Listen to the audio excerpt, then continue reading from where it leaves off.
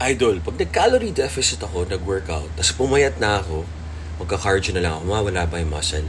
Ang sagot, oo. Kasi may muscle tayo, kailangan niya ng stimulation. Resistance training, progressive overload. Bakit tayo magkakamuscle? Kung di na natin siya sinestimulate, hindi kailangan ng katawan natin magka-muscle.